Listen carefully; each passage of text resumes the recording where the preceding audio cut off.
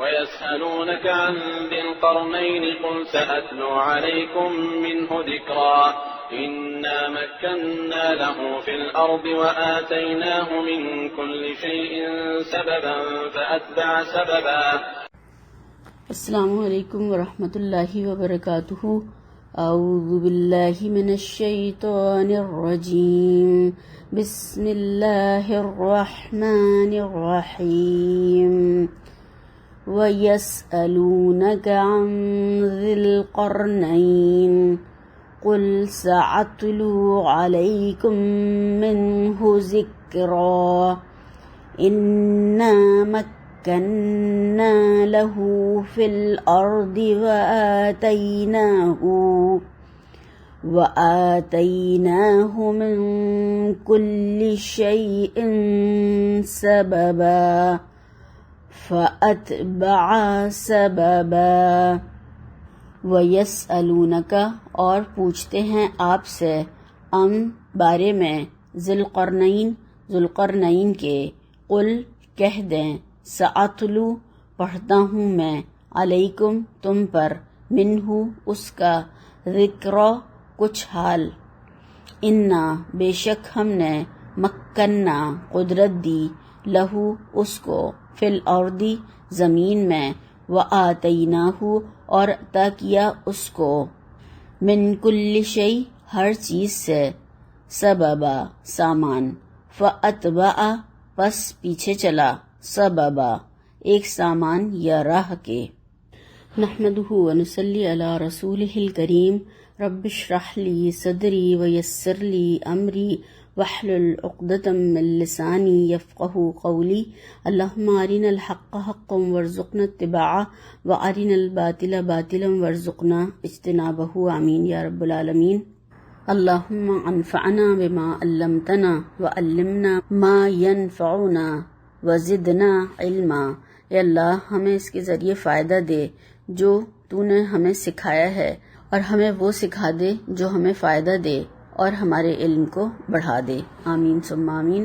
الحمدللہ اللہ تعالیٰ کا بے حد شکر احسان ہے کہ ہم سورہ کہف کو پڑھنے اور سمجھنے کی کوشش کر رہے ہیں اور یہ اللہ کی توفیق اور تائید سے ہی یہ ممکن ہوا کہ ہم اس کو اس طرح سے سمجھ رہے ہیں. تو یہ اللہ کا ہمارے پر بہت بڑا فضل، اس کا احسان اور اس کا کرم ہے، اس کی رحمت ہے کہ اس نے ہمیں اس کام میں لگایا ہوا ہے. تو اللہ تعالی ہمیں اس کی سمجھ عطا فرمائے اور اس پر ہمیں بہترین عمل کی توفیق بھی عطا فرمائے. آمین ثم آمین. اور ہم پچھلی دفعہ جو پڑھ رہے تھے موسیٰ علیہ السلام اور خضر علیہ السلام کا جو واقعہ تھا اور اس کے اندر جو ہمیں سبق ملے اور وہ ہم نے ان کو اچھی طرح سے ڈسکس بھی کیا تھا. اور پھر آخر میں ایک دفعہ انشاءاللہ تعالی سورت کے ختم ہونے پر ان سب واقعات کو ڈسکس کریں گے اور ان کے اور اسباق بھی رکھیں گے. تو آپ سب لوگ بھی اس میں غور و فکر کیجئے اور اس میں سے اپنے لیے سبق تلاش کیجئے اور ان کو لکھیے. آخر میں انشاءاللہ تعالی ہم اس کو ڈسکس کریں گے. تو اللہ تعالی ہمیں اس کی بہترین سمجھ عطا فرمائے، بہترین عمل کی توفیق بھی دے اور ہم اس پر انشاءاللہ تعالی اپنی زندگیوں میں اس کو نافذ کرنے والے ہوں. پچھلی بار الحمدللہ چھٹا حصہ ہمارا مکمل ہو گیا تھا. آج 7واں حصہ شروع ہو رہا ہے اور یہ بھی کہانی ہے. مفسرین نے جیسا کہ ہم نے پہلے پڑھا تھا اس کو 8 حصوں میں سورت کو تقسیم کیا ہے. پہلا خطبہ، دوسری کہانی، تیسرا خطبہ، چوتھی کہانی، پھر 5واں لمبا خطبہ آیا تھا اور چھٹی کہانی تھی جو کہ موسیٰ علیہ السلام کی تھی.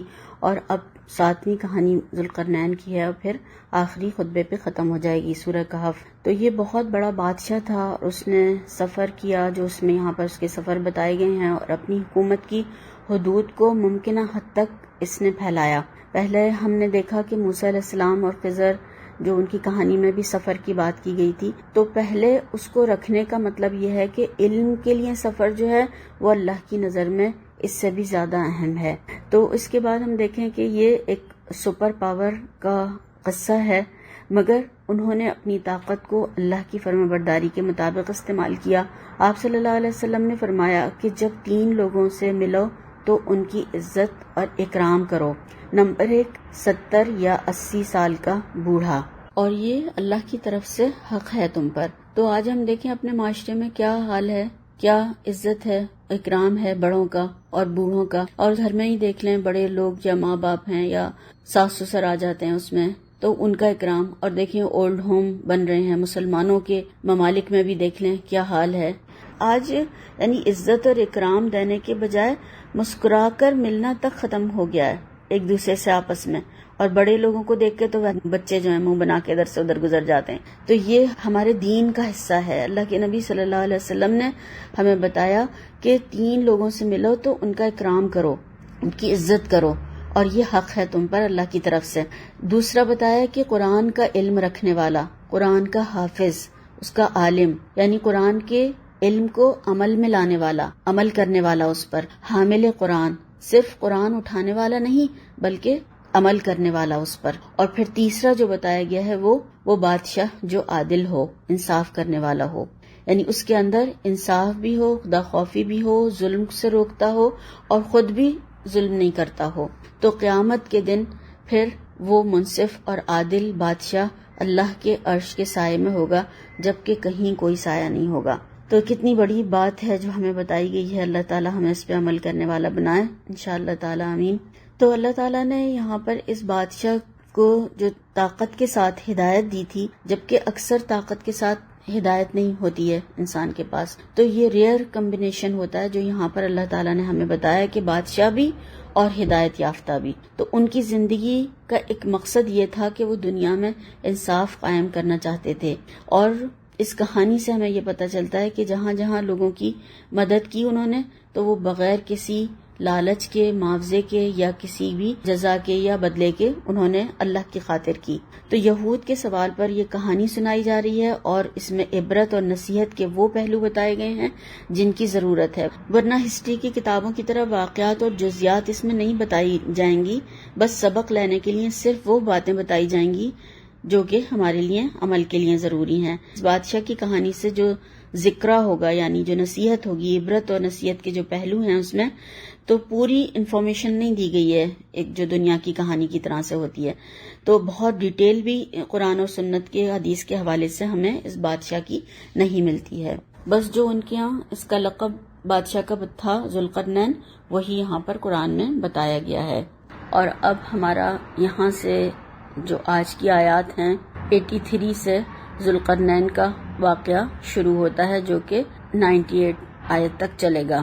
اور پھر آخری حصہ جو ہے اس کا وہ خطبہ ہے، 8واں حصہ. تو بہت ہی زیادہ ڈیٹیل کے ساتھ میں مفسرین نے ان خطبات اور کہانیوں کا جو کنیکشن ہے اس کو واضح کیا ہے. اور کہا جاتا ہے کہ سورہ کہف میں علم کا اتنا خزانہ ہے کہ اگر ہم اس کو سالوں سال بھی پڑھتے رہیں تو بھی ہم اس کے خزانوں کو پوری طرح سے نہیں پا سکتے، اور یہ ختم ہونے والے نہیں ہیں.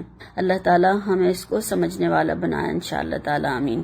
اب یہاں پر آج کی آیات کے حوالے سے دیکھتے ہیں. اللہ تعالیٰ کا ارشاد ہے وَيَسْأَلُونَكَ عَنْ ذِي الْقَرْنَيْنِ قُلْ سَأَتْلُو عَلَيْكُمْ مِنْهُ ذِكْرًا. اور تم سے ذوالقرنین کے بارے میں دریافت کرتے ہیں، کہہ دو کہ کسی قدر حال تمہیں پڑھ کر سناتا ہوں. ہم نے شروع میں پڑھا تھا کہ مکہ کے کافروں نے اہل کتاب کے پاس اپنے قاصد بھیجے تھے کہ وہ ان سے ایسی باتیں پوچھ کر آئیں جن سے محمد صلی اللہ علیہ وسلم کا امتحان لیا جا سکے. اور اس سورہ کے شان نزول کے بارے میں امام ابن جریر نے حضرت ابن عباس کی ایک روایت نقل کی ہے کہ جب مکہ میں اسلام کا چرچا ہوا تو مکہ والوں نے اپنے چند آدمی یہود مدینہ کے پاس بھیجے کہ وہ آپ صلی اللہ علیہ وسلم کے بارے میں ان سے پوچھیں، کیونکہ وہ صاحب کتاب تھے. تو انہوں نے مشورہ دیا کہ آپ صلی اللہ علیہ وسلم سے 3 سوال پوچھو. یعنی یہود نے مشورہ دیا کہ آپ صلی اللہ علیہ وسلم سے 3 سوال پوچھو، اگر صحیح جواب دے دیں تو آپ واقعی نبی ہیں، اور اگر جواب غلط ہو تو حقیقت خود بخود کھل جائے گی. اور جو مکہ سے سوالات پوچھنے گئے تھے، نضر بن حارث اور عقبہ بن ابی معیط جو ان کے سردار تھے، یہ دونوں گئے تھے. تو سوالات یہ تھے کہ اس شخص کے بارے میں پوچھو جو تمام زمین پر گھوم گیا تھا، یعنی ذوالقرنین کے بارے میں، اور ان نوجوانوں کے بارے میں بھی معلوم کرو جو لاپتہ ہو گئے تھے، یعنی اصحاب کہف. اور روح کے بارے میں بھی سوال کرو، اور کسی میں روح کے بارے میں آتا ہے اور کسی میں حضرت موسیٰ اور خضر کی حقیقت کیا ہے اس بارے میں آتا ہے سوال. تو روح کے بارے میں سورہ بنی اسرائیل میں جواب دیا گیا، اور یہاں پر ان 2 سوالوں کے بارے میں اصحاب کہف اور ذوالقرنین کا قصہ سنایا گیا، کیونکہ حجاز والے ان قصوں سے بالکل ناشنا تھے، ان کو اس کے بارے میں کچھ نہیں پتا تھا۔ یہ تینوں قصے یہود اور عیسائیوں کی تاریخ سے متعلق تھے، یعنی ان کے بارے میں تھے اور وہی اس کو جانتے تھے۔ یہ دونوں قریشی جو تھے مکہ واپس آئے اور اپنی برادری کے لوگوں سے کہا کہ ہم چند سوالات لے کر آئے ہیں اور یہ ہم آپ صلی اللہ علیہ وسلم سے پوچھیں گے، اور اس پر اس بات کا فیصلہ ہوگا کہ آپ صلی اللہ علیہ وسلم کی نبوت کی حقیقت کیا ہے۔ وہ لوگ آپ صلی اللہ علیہ وسلم کی خدمت میں حاضر ہوئے اور آپ صلی اللہ علیہ وسلم سے سوال کیے، تو آپ صلی اللہ علیہ وسلم نے فرمایا کہ میں کل تم کو اس کے جواب دے دوں گا، اور آپ صلی اللہ علیہ وسلم انشاءاللہ کہنا بھول گئے۔ تو ہوا یہ کہ 15 دن تک وحی نازل نہیں ہوئی۔ آپ صلی اللہ علیہ وسلم بہت زیادہ پریشان رہے اس دوران میں، اور مخالفین کو باتیں بنانے کا موقع مل گیا اور وہ اس بات پر خوش ہو رہے تھے کہ ہم اپنی بات میں سچے ہیں۔ آپ صلی اللہ علیہ وسلم بہت زیادہ مغموم تھے، پریشانی میں تھے، مگر آپ صلی اللہ علیہ وسلم کو یقین تھا کہ اللہ تعالیٰ غیب سے آپ کی مدد ضرور فرمائے گا۔ بہرحال جب وحی نازل ہوئی تو 2 سوالوں کے جواب تفصیل سے دے دیے گئے، اور روح کے بارے میں سوال یہاں پر تفصیل سے نہیں آیا، اور ساتھ ہی اس بات کی تاکید بھی کی گئی کہ جب آپ کسی سے وعدہ کریں تو انشاءاللہ ضرور کہیں، اور صرف سوالات کے جواب نہیں دیے گئے بلکہ عبرت اور نصیحت حاصل کرنے کی باتیں بھی اس میں سمجھائی اور بتائی گئی ہیں۔ یہ سوال ہر زمانے میں زیر بحث رہا کہ ذوالقرنین کون تھے، اور یہ رائے سب سے زیادہ اسٹرانگ ہے کہ وہ ایران کے بادشاہ تھے، پرشین کنگ تھے اور ایران کے فاؤنڈر بھی تھے۔ انہوں نے فارس اور مادہ کو ایک کیا اور سلطنت ایران اس طرح سے وجود میں آئی۔ ایرانیوں کو اپنی تاریخ اور روایات پر بہت زیادہ فخر ہے، تو انہوں نے 2 ملکوں کو ملا کر ایک کیا۔ ان کے بارے میں آتا ہے کہ یہ موسیٰ علیہ السلام کی پیدائش سے 500 سال پہلے بادشاہ ہیں، اور یہود کی تاریخ میں ان کا واقعہ سے ملتا ہے۔ منصف اور عادل اور قوت اور طاقت رکھنے والے بہترین فرمانروا تھے، اور ان کی عمر کے بارے میں بھی کئی آراء پائی جاتی ہیں۔ ایک یہ کہ یہ 1600 سال زندہ رہے، اور دوسری رائے یہ ہے کہ یہ 16,000 سال یعنی 2 صدیوں تک یہ زندہ تھے۔ اللہ تعالیٰ ہی اس کی حقیقت بہتر جانتا ہے۔ اور عیسیٰ علیہ السلام سے کہا جاتا ہے کہ یہ 500 سال پہلے کے بادشاہ تھے، اور اللہ کے نبی صلی اللہ علیہ وسلم سے 1000 یا 1100 سال پہلے کا یہ واقعہ ہے جو یہود نے آپ صلی اللہ علیہ وسلم سے پچھوایا تھا۔ مجاہد رحم اللہ کہتے ہیں کہ تاریخ میں 4 بڑے بادشاہ گزرے ہیں جنہوں نے دنیا پر حکومت کی، 2 اس میں مومن تھے اور 2 کافر تھے۔ مومنین میں یہی ذوالقرنین تھے، ایک، اور دوسرے سلیمان علیہ السلام کا نام آتا ہے کہ جن کی حکومت اتنی زیادہ زبردست تھی کہ چرند پرند حیوانات اور جنات ہر چیز پر ان کا ہواؤں تک پر کنٹرول تھا۔ اور کافر جو 2 بادشاہ تھے ان میں ایک تو بخت نصر کا نام آتا ہے جو عراق کا بادشاہ تھا، بیبلون کا، بابل کا، اور اس نے یہود کو تاراج کر دیا تھا، یعنی ان کی اینٹ سے اینٹ بجا دی تھی اور ان کو ختم کر دیا تھا۔ دوسرا نمبر جو ہے وہ نمرود کا ہے، نمرود بن کنان کا، جو ابراہیم علیہ السلام کے دور میں تھا، اور ابراہیم علیہ السلام سے اس کا مکالمہ بھی ہوا تھا جو سورہ بقرہ میں ہم پڑھتے ہیں۔ تو اس کے زمانے میں بہت سی ایجادات بھی ہوئیں، اور زیرو جو کہا جاتا ہے وہ اسی کے دور میں ایجاد ہوا، اور یہ نافرمان لوگوں میں سے تھا۔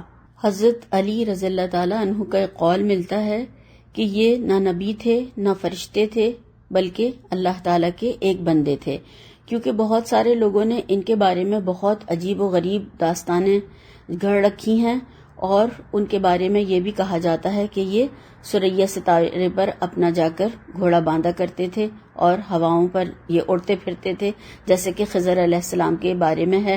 اور خضر علیہ السلام کو ان کا رشتہ دار بتایا جاتا ہے، اور انہوں نے کہا کہ آب حیات پی لیا تھا خضر نے، اور انہوں نے آب حیات نہیں پیا تھا، نہیں پی سکے تھے، اس لیے یہ جو ہے ان کا انتقال ہو گیا۔ یہ سب جو ہے وہ باتیں ہیں جن کا ہمارے عمل سے کوئی تعلق نہیں ہے، اور یہ بھی ہمیں یاد رکھنا چاہیے اور سمجھ لینا چاہیے کہ کبھی بھی کسی بھی زمانے میں کسی بھی دور میں اللہ تعالیٰ نے نہ کسی جنات میں سے کسی کو نہ کسی فرشتے کو دنیا کی فرمانروائی نہیں دی. یہ انسانوں کو خلیفہ بنایا ہے اور انسانوں کو ہی یہاں پر بادشاہت ملی ہے اور انسانوں کو ہی دنیا میں اللہ تعالیٰ نے اپنا نائب اور خلیفہ بنا کر بھیجا ہے.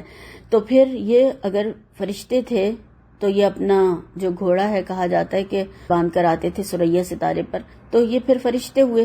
اور ہم سب یہ جانتے ہیں کہ اللہ تعالیٰ نے آپ صلی اللہ علیہ وسلم کو انسانوں پر اور جنات پر نبی بنا کر بھیجا. سورہ جن میں بھی ہم پڑھتے ہیں نا، انہوں نے قرآن سنا جنات نے اور جا کر اپنی قوم کو ڈرانے والے بن گئے. کس طریقے سے انہوں نے اپنی قوم میں فوراً جا کر دعوت شروع کر دی. تو آپ صلی اللہ علیہ وسلم کی دعوت جو ہے وہ جن و انس دونوں کے لیے ہے اور آپ صلی اللہ علیہ وسلم تمام جہانوں کے لیے رحمت بنا کر بھیجے گئے تھے. تو یہاں پر اب ہم تھوڑا سا ذوالقرنین کے حوالے سے دیکھتے ہیں. قرن جو ہے وہ عربی زبان کا لفظ ہے جس کے معنی سینگ کے ہوتے ہیں، اور بھی اس کے کئی معنی کیے گئے ہیں. کنارہ بھی اس کا معنی کیا گیا ہے اور اس کا معنی ایک صدی کے بارے میں بھی آیا ہے کہ صدی کو قرن کہا جاتا ہے، اور امت کے بارے میں بھی آیا ہے، اور زلف کے بارے میں یعنی لٹ جو بالوں کی ہوتی ہے جو وہ اپنے لٹکائے رہتے تھے، اور قوم کے سردار کے بارے میں بھی آتا ہے. یہ لفظ بولا جاتا ہے قرن. اور عام طور پر جب اس کا معنی 2 سینگوں والا کیا جاتا ہے، یہ بھی کہا جاتا ہے کہ ان کے سر کے دونوں جانب تانبا رہتا تھا، یعنی جو جنگی جو ٹوپیاں پہلے زمانے کی ہوتی تھی تو خود وغیرہ، تو اس میں دونوں طرف تانبا ہوتا تھا، اس لیے ان کا نام 2 سینگوں والا کیا گیا.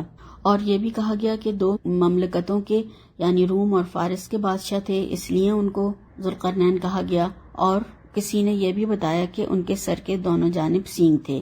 اور یہ بھی کہا گیا کہ انہوں نے دونوں سروں تک زمین کے سفر کیا، اس لیے ان کا یہ لقب تھا، یہ نام نہیں تھا ان کا. اور ان کے پاس ایک عظیم سلطنت اور زبردست جنگی طاقت تھی اور ایک عظیم لشکر تھا. بہت سامان جنگ موجود تھا ان کے پاس اور بڑے بڑے قلعے ان کے قبضے میں تھے.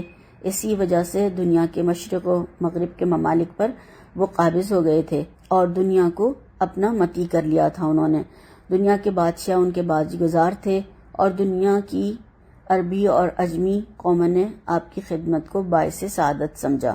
اور یہ بھی کہا جاتا ہے کہ بہت زیادہ علم تھا ان کے پاس، دنیا کی تمام زبانیں بول سکتے تھے، اور جس قوم کے پاس جاتے تھے جس سے جہاد کرتے تھے اس کی زبان سیکھ کر یا ان کو آتی تھی تو اسی زبان میں ان سے بات چیت کیا کرتے تھے. اور ان کے اس ذوالقرنین لقب کے بارے میں اور بھی بہت سارے اقوال ملتے ہیں کہ وہ 2 مملکتوں والے تھے، 2 حکومت والے تھے، یعنی روم اور فارس والے تھے. حکومت کے معنی سے مراد ہے اور 2 حکومتوں کے بادشاہ تھے. اور قرن کے معنی کنارہ بھی کیا گیا ہے کہ انہوں نے مشرق اور مغرب تک سفر کر کے دنیا کو فتح کیا، پوری دنیا کے مالک ہو گئے. اور اس کے بارے میں یہ بھی کہا جاتا ہے کہ ان کے سر کی طرف سینگ نما 2 غدود ابھرے ہوئے تھے، اس کی وجہ سے ان کو ذوالقرنین کہا جاتا تھا. بعض نے ان کے بارے میں یہ بھی کہا کہ ان کی جو زلفیں تھیں، ان کے جو بال تھے وہ دراز تھے، لمبے تھے، تو وہ ہمیشہ 2 حصوں میں کر کے دونوں طرف دائیں اور بائیں ان کو ڈالے رہتے تھے. پھر ان کے بارے میں یہ بھی کہا گیا کہ بعض نے کہا کہ ان کے سر کے دونوں جانب چوٹ کے نشانات تھے، اس وجہ سے ان کو کہا گیا. اور بعض نے یہ بھی کہا کہ وہ دونوں طرف سے یعنی نجیب الطرفین کہا گیا ہے، یعنی ماں باپ دونوں کی طرف سے بہت اعلیٰ نسب کے تھے، اس لیے ان کو ذوالقرنین کا لقب دیا گیا. پھر ایک رائے یہ بھی ان کے بارے میں ہے کہ وہ 2 قرن یعنی 2 صدیوں تک زندہ رہے، اتنی لمبی ان کی عمر تھی، جیسے ابھی ہم نے پہلے بھی دیکھا تھا عمر کے حوالے سے ان کے. پھر بعض نے یہ بھی کہا کہ وہ جنگ کے دوران دونوں ہاتھوں سے ہتھیار چلایا کرتے تھے، قوت اور طاقت کا ان کا یہ حال تھا. پھر یہ بھی کہا گیا کہ زمین کے دونوں حصوں کی انہوں نے سیر کی، اس لیے ان کو کہا گیا. پھر بعض نے ان کے بارے میں یہ بھی خیال ظاہر کیا کہ وہ علوم باطنی اور ظاہری دونوں کے ماہر تھے. اور کچھ نے یہ بھی کہا کہ اس زمانے میں یا اس دور کے بادشاہ ایسی ٹوپی پہنا کرتے تھے جس کے اوپر دونوں طرف سینگ لگے ہوئے ہوتے تھے، یعنی قوت اور طاقت کا ایک سمبل اور ایک نشان تھا. یہ تو کچھ ان کے القاب بتائے گئے ہیں. اور یہاں پر ان کے نام کے بارے میں بھی ہم دیکھتے ہیں کہ بہت اختلاف ہے. کسی نے ان کا نام عبداللہ بن ضحاک بتایا ہے، کسی نے صعاب بتایا ہے، کسی نے منظر بن ابوالقیس بتایا ہے، کسی نے اسکندر کہا اور کسی نے مرزبان کہا. اور زیادہ تر جو صحیح بتایا جاتا ہے وہ کنگ سائرس کہا، خسرو، اور کہ خسرو بھی کہا گیا، خوارس بھی کہا گیا، اور بھی اس کے علاوہ ان کے کئی نام بتائے جاتے ہیں۔ اور ان کے بارے میں کہا گیا کہ بعض نے کہا گریک تھے یہ، بعض نے کہا پرشین تھے یعنی ایرانی تھے، بعض نے ان کو رومن کہا، اور کسی نے ان کو ایجپشن کنگ کہا۔ تو یہ ان کے بارے میں بہت ساری آراء ملتی ہیں۔ قرآن نے مگر ہمیں کوئی نام نہیں بتایا ان کا، نہ ہی ذوالقرنین کا ہمیں کوئی مطلب بتایا قرآن و حدیث کے حوالے سے اگر ہم دیکھیں تو، اس لیے کہ قرآن کریم کا جو انداز ہے وہ ایسی تفصیلات سے گریز کرتا ہے جس سے کہ انسان کو کچھ حقیقی معنی میں فائدہ نہ پہنچے، یعنی اس کے عمل کے لیے کوئی چیز نہ ہو، اس میں ایسی تفصیلات نہیں بتاتا قرآن۔ ان کا اصل نام کیا تھا، کہاں کے تھے، کس علاقے سے تعلق تھا، کس قوم سے ان کا تعلق تھا، کس قبیلے سے تعلق رکھتے تھے، کس دور میں بادشاہ بنائے گئے، کون تھے، کیسے تھے، اور پھر مغربی جانب وہ کس علاقے تک گئے، مشرقی جانب کس علاقے تک گئے، وہ دیوار کہاں موجود ہے، کیسی ہے، بس اس کی تفصیل جو بتائی گئی ہے قرآن میں کہ انہوں نے مضبوط دیوار بنائی ہے اور کس طریقے سے وہ اس وقت کی ٹیکنالوجی جو انہوں نے استعمال کی، تو اس کی تفصیلات قرآن نے ہمیں کچھ نہیں بتائیں۔ ان سب کی تحقیق جو ہے وہ بعد کے ادوار میں ہوئی ہے اور مفسرین کی اس میں مختلف اسی لیے آراء پائی جاتی ہیں، اسی لیے بہت زیادہ اختلاف بھی ہے اس میں، اور ہر ایک نے اپنی سمجھ کے مطابق اس میں اپنی رائے کا اظہار کیا ہے۔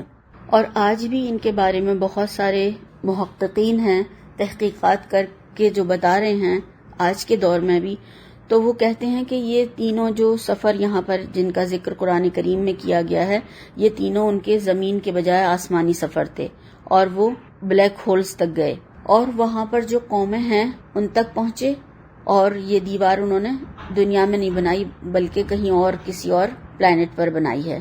تو کسی بھی رائے اور کسی بھی بات کو ہم یقین سے نہیں کہہ سکتے، اللہ تعالیٰ بہتر جانتا ہے، اور اس حقیقت کو واللہ عالم کہ اللہ تعالیٰ ہی بہتر جانتا ہے اس حقیقت کو، اور یہ اپنے وقت پر کہاں ہے، کب کیسی ہے، اور یہ اپنے وقت پر جو اللہ نے پوشیدہ رکھی ہے یہ جب ظاہر ہوگی، قیامت کے قریب کہا گیا ہے کہ یہ دیوار جب ظاہر ہوگی، اور اس میں انشاءاللہ تعالی اس کے حوالے سے ہم حدیث جو ہے وہ آگے دیکھیں گے جب آیات آئیں گی، تو انسانوں سے پوشیدہ ہے اور وقت پر یہ ظاہر ہو جائے گی جب اللہ کا حکم ہوگا قیامت سے پہلے۔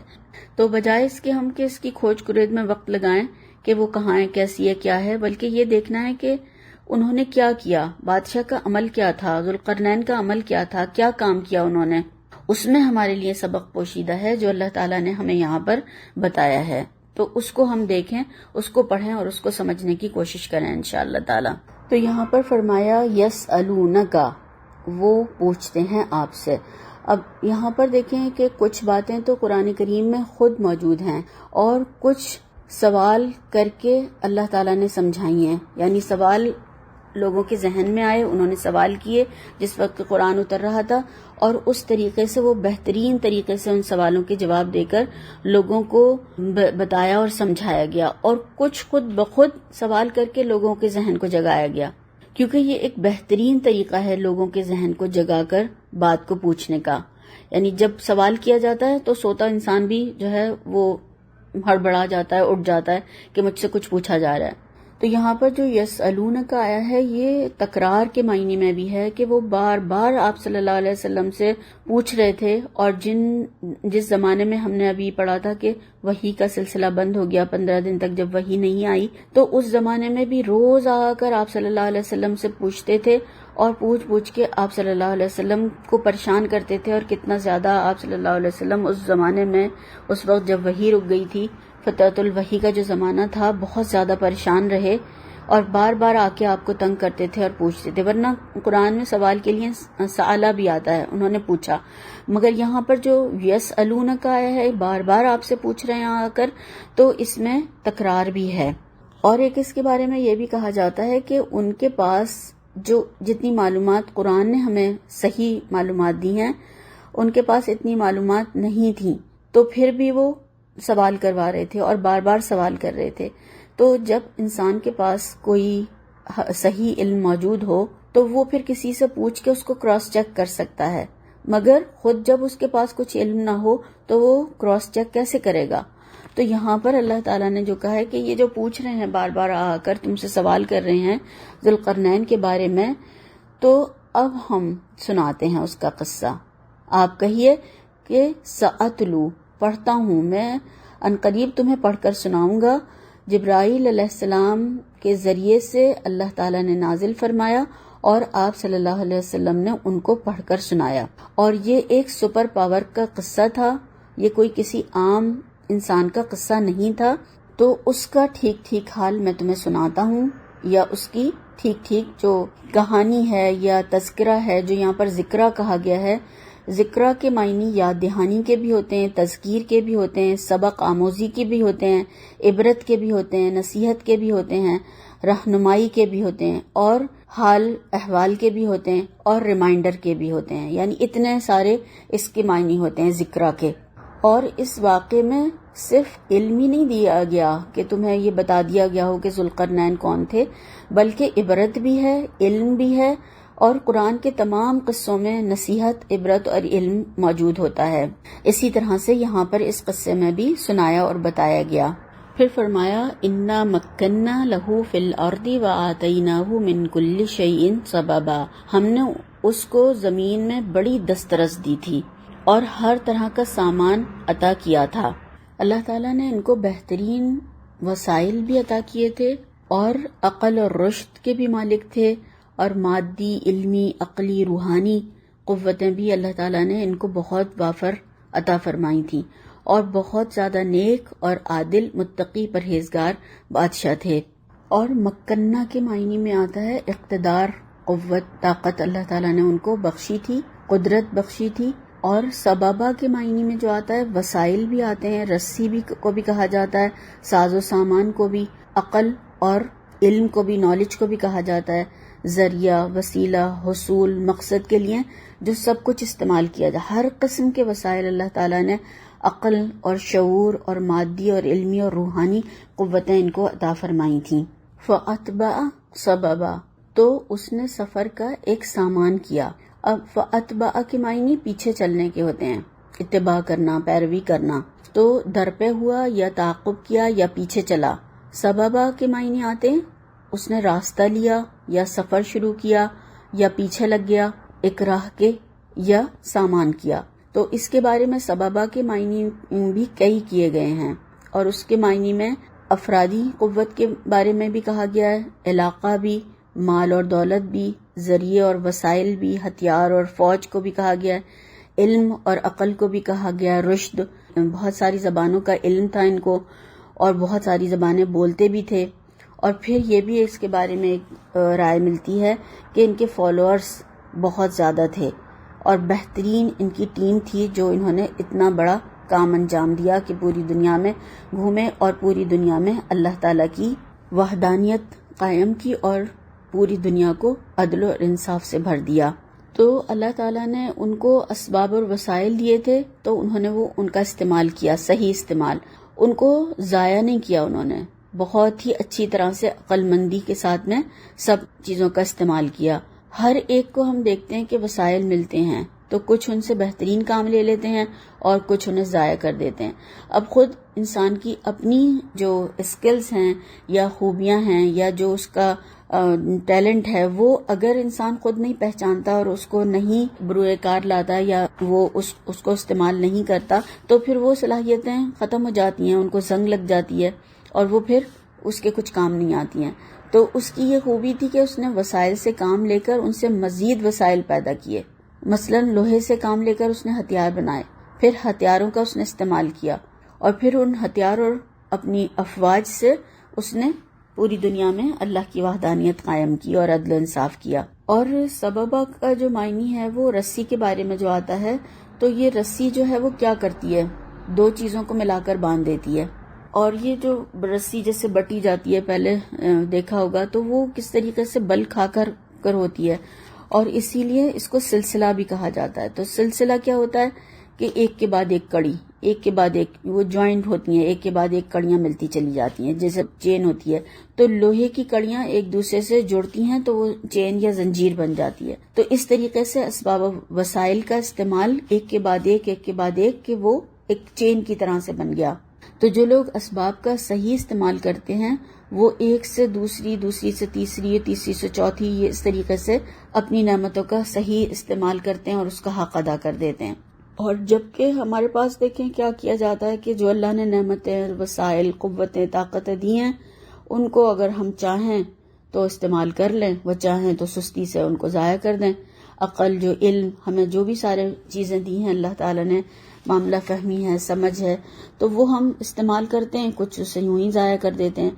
تو اس کی کیا بنیادی وجہ ہمیں سمجھ میں آتی ہے کہ سستی ہے، اور ہم نے اس کا نام کس چیز کا دے رکھا ہے کہ سادگی کا نام دے رکھا ہے۔ ایسا نہیں ہے، ہم یہ سستی میں ضائع کریں گے، ضرور ہم سے پوچھا جائے گا کہ تمہیں اتنے وسائل، قوت، طاقت سب کچھ دیا تھا، کیا کر کے آئے تم؟ تو جبکہ دیکھیں دنیا میں جو ترقی کر رہی ہیں اقوام، وہ ان ساری چیزوں کو استعمال کر کے کس طریقے سے نہیں، اور دنیا کے لیے بھی فائدہ مند بنا رہے ہیں ان چیزوں کو۔ ری سائیکلنگ دیکھیں کہ کس طریقے سے ایک سے دوسری چیز بناتے ہیں، اور وہ ان چیزوں کو ضائع نہیں کرتے، اور ہمارے یہاں ساری چیزیں بس پھینکو اور ضائع کر دو۔ تو یہ اس کے بارے میں ضرور پوچھو گی کہ ہم کیا کر کے آئے۔ تو اس نے بھی اسباب اور وسائل کو ضائع نہیں کیا، بلکہ اس نے ان کا صحیح استعمال کیا اور ترقی کی، اس نے پوری دنیا میں عدل قائم کر دیا، اللہ کی وحدانیت کا اس نے پوری دنیا میں ڈنکا بجا دیا۔ تو اس میں ہمارے لیے بہت سارے اسباق ہیں، اور انشاءاللہ تعالی اگلی بار پھر اور تھوڑا سا ذوالقرنین کے حوالے سے، دوسری تفسیر کے حوالے سے دیکھیں گے، اور پھر اس کو اور سمجھنے کی کوشش کریں گے۔ اللہ تعالی ہمیں بہترین سمجھ عطا فرمائے اور اس علم کو ہمارے عمل میں جاری کر دے۔ آمین ثم آمین۔ سبحانک اللہم و بحمدک، اشہد ان لا الہ الا انت، استغفرک و اتوب الیک۔ السلام علیکم ورحمۃ اللہ وبرکاتہ۔